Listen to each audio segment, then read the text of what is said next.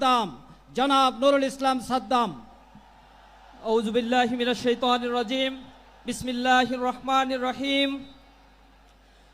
শহীদ আব্দুল মালেক ভাইয়ের স্মৃতি বিজড়িত আজকের এই ঐতিহাসিক সোহরাওয়ার্দী উদ্যানে বাংলাদেশ জামাত ইসলামীর উদ্যোগে আয়োজিত আজকের এই মহাজাতীয় সম্মেলনে আমাদের মাঝে প্রধান অতিথি হিসেবে উপস্থিত রয়েছেন মানবতার মুক্তির আন্দোলন বাংলাদেশ জামাত ইসলামীর সংগ্রামী আমির ডক্টর শফিকুর রহমান সহ অন্যান্য জাতীয় নেতৃবৃন্দ, সম্মানিত সাংবাদিক বন্ধুগণ, উপস্থিত আজকের এই লাখো লাখো জনতা, আসসালামু আলাইকুম ওয়া রাহমাতুল্লাহি ওয়া বারাকাতুহু।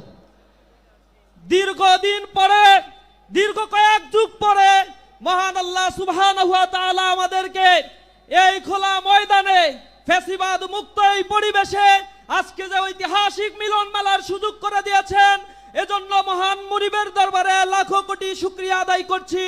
রব্বানা লাকাল হামদ হামদান কাসীরান তাইয়িবান মুবারাকান ফীহ। সংগ্রামী উপস্থিতি, আজকে যে 7 দফা দাবি নিয়ে জামাত ইসলামীর মহাসমাবেশের আয়োজন হয়েছে, ইন্টারিম গভর্নমেন্টের কাছে বিনীতভাবে অনুরোধ জানাই তারা অনতি বিলম্বে গণ এই দাবি মেনে নিয়ে একটি সুষ্ঠু নির্বাচনের ব্যবস্থা করবেন।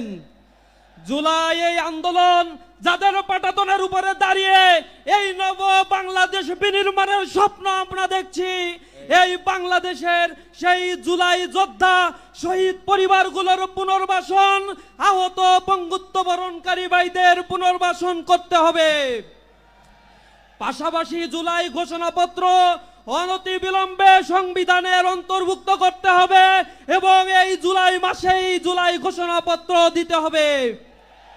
সংগ্রামী উপস্থিতি, এই আন্দোলনের সূতিকাগার সূত্র যেখান থেকে হয়েছিল এই ক্যাম্পাসগুলোতে আমরা দেখেছি, ক্যাম্পাসে বিগত ফ্যাসিবাদের আমলে শিক্ষা ব্যবস্থাকে ধ্বংস করে দেওয়া হয়েছে। শিক্ষা সংস্কার কমিশন গঠনের জন্য আমি উদাত্ত আহ্বান জানাচ্ছি। পাশাপাশি আমি আহ্বান জানাচ্ছি, প্রিয় বন্ধুগণ, আগামীর নির্বাচনে আগামীর বাংলাদেশ বিনির্মাণের জন্য এক সুবর্ণ সুযোগ আমাদের সামনে এসেছে। এই সুযোগ যেন আমরা হেলায় খেলায় না হারাই। কবি নজরুলের ভাষায় বলতে চাই, দুর্গম গিরিকান্তার মরু দুস্তর পারাবার হে, লঙ্ঘিতে হবে রাত্রি নিশীতে যাত্রীরা হুঁশিয়ার।